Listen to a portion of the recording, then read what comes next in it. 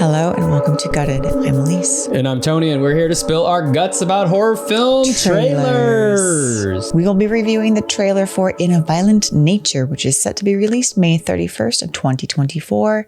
This film is written and directed by Chris Nash. Let's check out that trailer.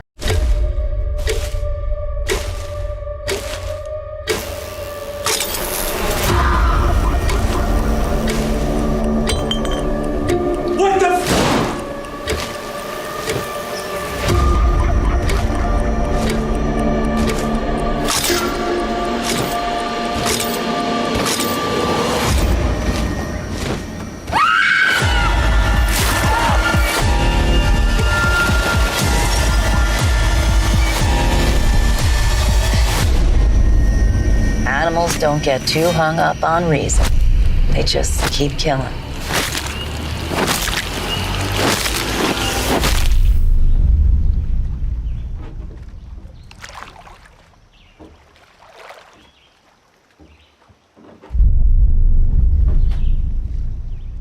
All right, that was In a Violent Nature, brought to us by IFC Films and Shudder. And it looks like it also has a Sundance official selection. I don't know exactly what that means, but We've never been to Sundance. One day. also pretty sure that if it was screened at Sundance, a lot of people have probably already seen the movie. Well, not a lot. Like just the people that went to Sundance. All the fancy film critics All and the stuff. fancy folk who went to Sundance. But us common folk, we have to wait until May 31st to see this in theaters. I'm sure it'll be out on Shudder shortly thereafter. Yeah. So depending on how long the theatrical release is. June 1st on Shudder.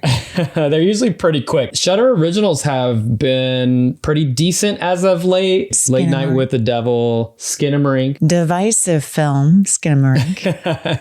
So Shudder has been doing pretty good. Okay, so in the trailer, there is some sort of man that emerges from the ground, and we get this point of view. He's walking through the woods, and he just starts assaulting people, hacking people up, shooting people. Very methodically, not in a hurry. Just kind of stalking and skulking about. And It's a cool, ominous trailer because there's not much that's happening in terms of dialogue. It's just a camera that is following the point of view of this big slasher guy. He looks like he could be a Jason Voorhees or a Cropsey type. I like that you mentioned that we're following him. It's not the POV of him. It's like we are, as an audience, we are stalking the stalker. So it's not a first person POV. It's kind of like an over the shoulder. An OTS. OTS. All right. Yeah. As they say in film school, which I've not been to. Yeah. So he encounters a guy in a cabin, and it appears that he shoots him, takes the gun, and then maybe grabs his clothes or something. Oh, yeah. The encounters someone in the woods. Yeah. He steals the clothes of our number one motherfucker. And then somehow he gets chained up, and then he assaults some yoga lady on a cliffside. Yeah. There's a yoga lady on a cliff. We see somebody near a lake. We see someone getting bashed, and then we see another over the shoulder of a woman who's watching the killer kill and bludgeon someone. Some of the few dialogue in the trailer where she says, animals just kill. They don't really have a reason. Yeah. Something to that effect. Yeah, it's like one of our only lines. Yeah. Overall, solid trailer. Really interesting trailer. We saw this in the theaters a few times now, and I always forget about it. And then when it comes on, you're not exactly sure what this is. You're like, oh, what? It starts out very quiet, and we're in the woods. Yeah, and, I always confuse it with that newer Sasquatch movie. I'm like, oh man. And then I see the stalker, and I'm like, okay, yeah, no, I like this one. Yeah, so it seems like it could be an interesting subject matter. Maybe it deals with slashers, a different POV from a slasher. So is it an experimental slasher film? Could be. Maybe. What do we think based off of the trailer, and only the trailer? Because we didn't look anything up. Yeah, I know. And even looking at the cast of characters here, we have Rye Barrett, who plays Johnny, Andrea Pavlovic, who plays Chris, Cameron Love, who plays Colt. I can't say that I recognize any of these names. Right. So maybe a lot of people's debuts. It is a true indie. And the director as well, Chris Nash, it appears to be his first film. Yeah. So all that's good. I love the fact that it's a new story. Even if it's using old tropes, it appears to be a different take on a slasher film. Yeah. So I'm excited for this. I am pretty excited. I think the thing that stands out to me the most is that we see the back of the killer the whole time. I like the POV. I like that it's not the killer's POV. We've seen that done many a time. I like that the POV is the audience from behind the stalker, because you don't want to be in front of the stalker. You're going to get killed. You're going to be in the way. But watching from behind. And I really like that. So what are your predictions?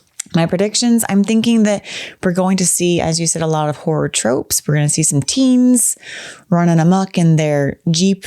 I'm going to predict that it is a period piece. So maybe it is going to be set in perhaps the 70s or 80s. I would imagine in the 80s, because that was sort of like the slasher heyday. All right. So maybe 80s. I think that's when those trucker hats were popular. Yeah, they had a little resurgence in the early aughts. They did. So I'm going to guess it's not the aughts. I'm going to go for the 80s. But that lady who was doing yoga, that seemed a bit more current. So so who knows? She had ballet flats. That was definitely the aughts.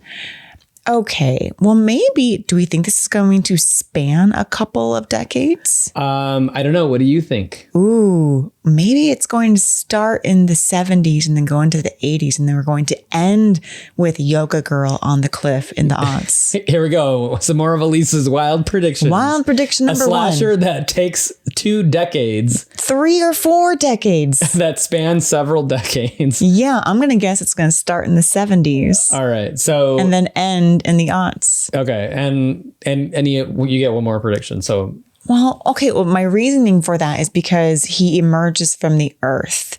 So I'm going to guess that scene where he comes from the earth, that's not the first scene that we see him. Oh, so that's not his birth. This is not the life of a slasher. Maybe it is the life of a slasher. Maybe it's like it's a brief glimpse into the never-ending life of a slasher. Right. Because they're immortal, basically. So it's like we are getting to see... Are they?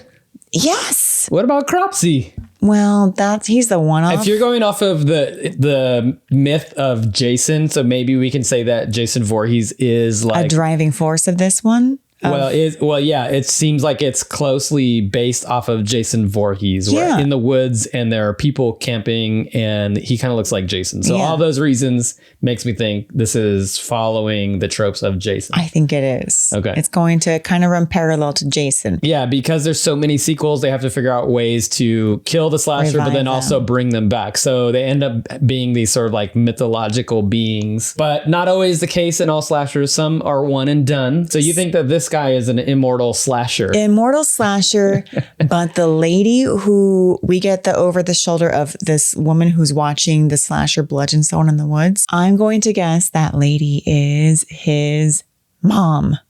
Okay. And she's like, go ahead, So son. it's slasher training.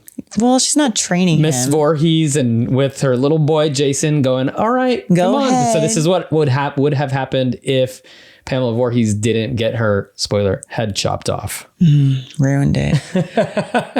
But I mean, I really think you need to go watch some of the Friday the 13th movies before seeing this one, I think. So you can't go into this movie as the first slasher film you've ever seen? The first horror film you've ever seen. Maybe you'll be like, what the fuck is this? I love horror. Scary. So yeah, that's my prediction, is that woman in the white dress shirt with the curly dark hair from behind. I'm thinking she is this slasher's mom. And she's like, you know what? I can't change your nature. You just need to kill. Go ahead. We are watching how a slasher becomes a slasher or like slasher training over several decades with their mom. That sounds like a very experimental movie. Yeah, sounds fun. That's what you think's going to happen in this I don't movie. think the mom's going to be there the whole time. It's not like, a mother-son, coming of age drama. I think the mom is like, oh, you came back from the earth? Well, good. That's a wild one. even by your standards. Okay, fine. Maybe the mom thing is a bit wild, but I do think somehow. No, the whole thing that it spans over several decades. Because, okay, it seems like it starts out in like the 70s or 80s, and then definitely. You're just going off of the hat? I'm The going fashion? off, well, the hat, and then there's like a Jeep, and I feel like those, like, you know. But you could have a 70s Jeep even today. I just feel like the feel in the woods in the beginning of the trailer. Is it the film quality? Perhaps it's the film quality, and just perhaps because like we saw some kids romping around in a Jeep going yoo-hoo. All right. Yeah. I feel like that's not common these days. Most kids in their Jeep have like their earbuds in or their AirPods in, and they're not going woohoo while they're in a Jeep. They're like in their own world. I'm generalizing. Okay. Yeah. I mean, you're really like picking into this thing. There's not much in the trailer. You have to make some wild leaps here. All right. Any directors out there who need an experimental slasher writer, hire Elise, because that is Got some ideas. a wild idea for a movie. My prediction is that this is going to be a movie that just gives you a different perspective on the slasher. Because often in slasher movies, it's from the point of view of the campers and the slasher guy, whether Jason or Cropsey or whoever, they kind of just appear out of nowhere. And then they're just kind of silently stalking through the woods, and they appear at different points in the movie, but you don't actually ever see their trajectory. We do. Well, we often see their POV though. We often see only for small bits of the movie. But this, I think the experimental nature of this slasher film is that you are going to be with the slasher his entire journey. Man, you're going to feel so silly when it spans 4 decades. I'm like, I still think it's like, yeah, that idea is wild and interesting. I definitely want to see some sort of Benjamin Button coming of age slasher movie. Yeah, he's immortal. It reminds me a little bit of The Rise of Leslie Vernon, whereas that was more of like a mockumentary kind of style, but it was interesting because it showed the point of view of the slasher and through interviews and all that stuff, like why he made the decisions that he made. I feel like it almost is going to do the opposite though of that, because with Leslie Vernon, it really humanized the slasher. Like he was very cerebral about everything that he did. Whereas this creature or character, he's kind of just like a shark that just keeps moving, doesn't stop. If people happen to be in his path, why not bludgeon them? Yes, exactly. That's exactly what I was trying to get at, is that we are going to see the violent nature of a slasher person who just exists just for the sake of violence.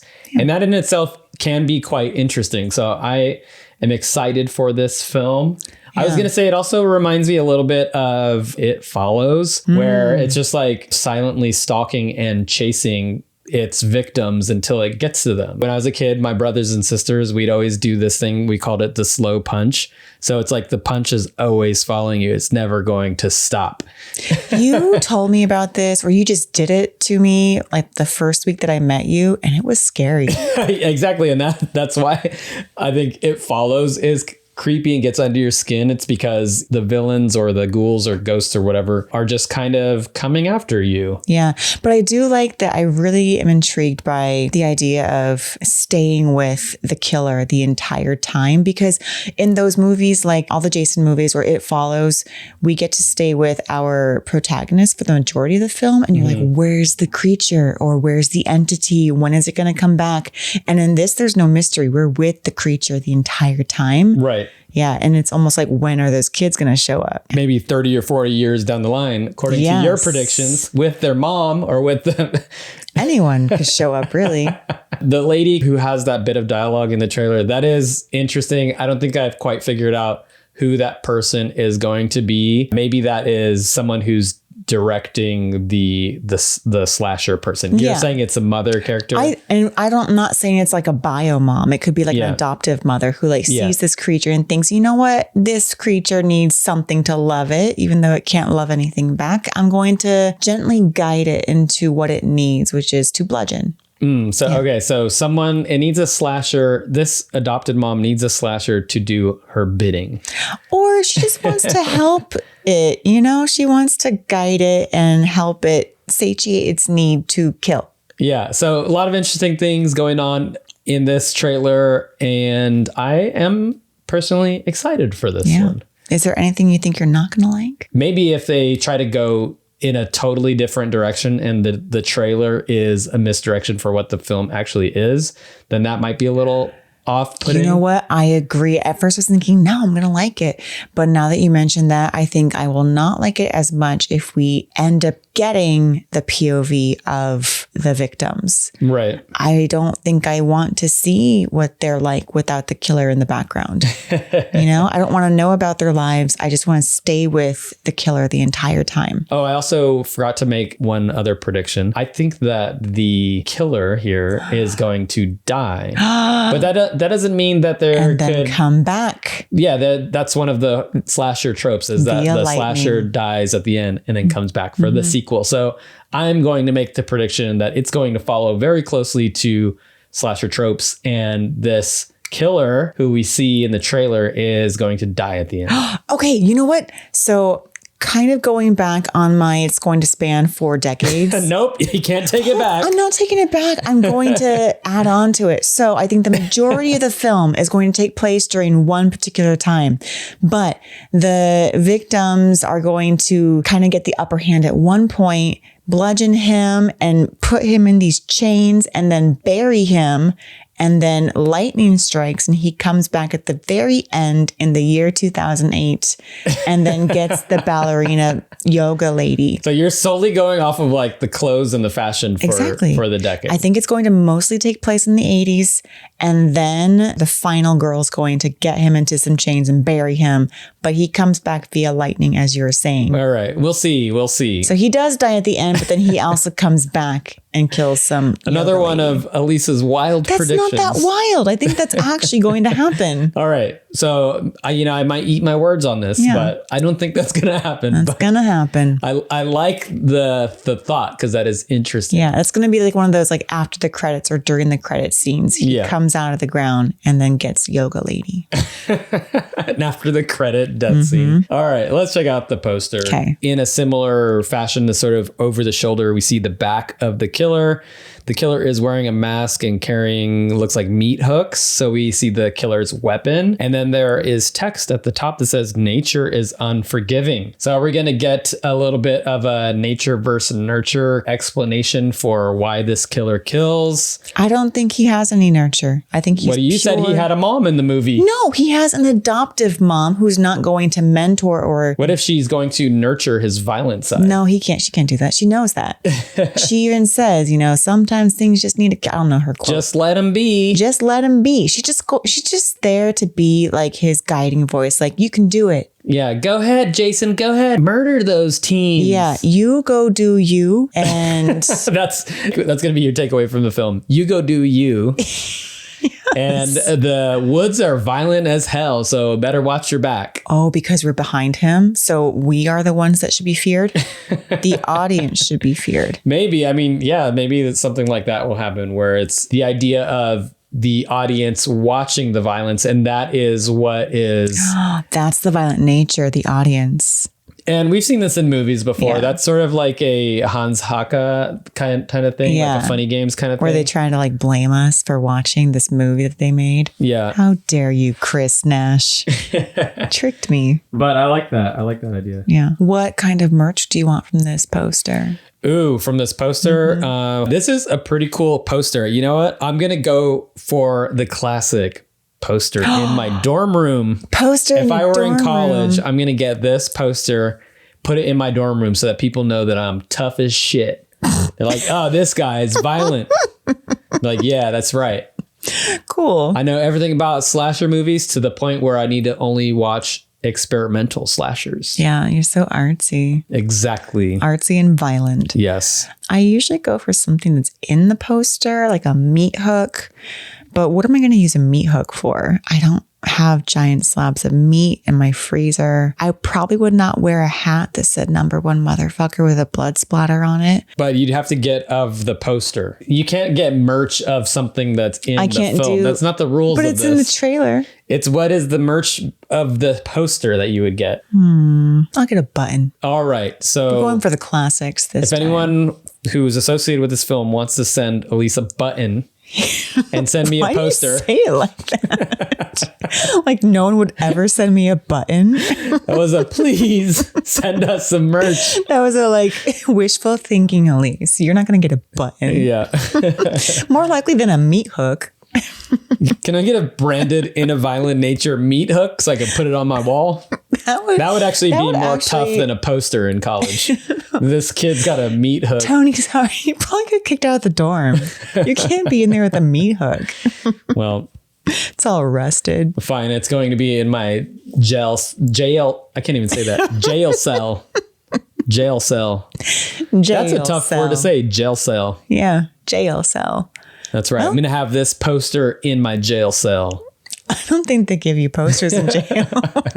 Well, I'll be the first one. Maybe they do. Maybe if I work out a deal with the warden. Yeah, you can probably buy it from the commissary. Yeah. Anyways, good poster. It's not giving away too much. So there's an element of mystery around this film with the trailer and the poster. Yeah. And that adds to the intrigue. So that could also add to us being let down by the actual movie, but we'll see.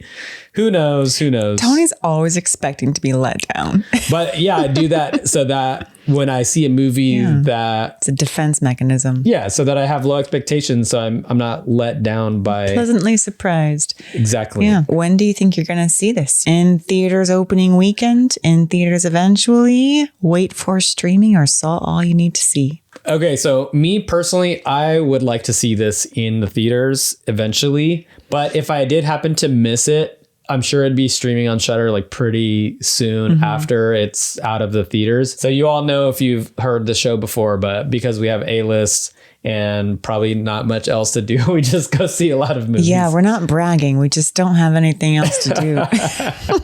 It's more sad. Is it? Yeah, I agree. I'm probably in theaters eventually if it ends up coming to where we live, but very likely it won't. So we would have to actually trek out of town in order to see this. Yeah, in which case I'm sure I'll see it on Shudder. So it's somewhere in between in theaters eventually and wait for streaming. Yeah. Any last thoughts on this film? A multi-generational slasher film. Go see it. I don't know. Well, with the coaching element by the stepmother, it has the potential to be a Rise of Leslie Vernon type experimental slasher in a world that is saturated with slashers. Yeah, nature versus nature. If you liked what you've heard today, please subscribe, like, and or give us a rating. Thank you for watching and or listening. This has been another episode of Got it.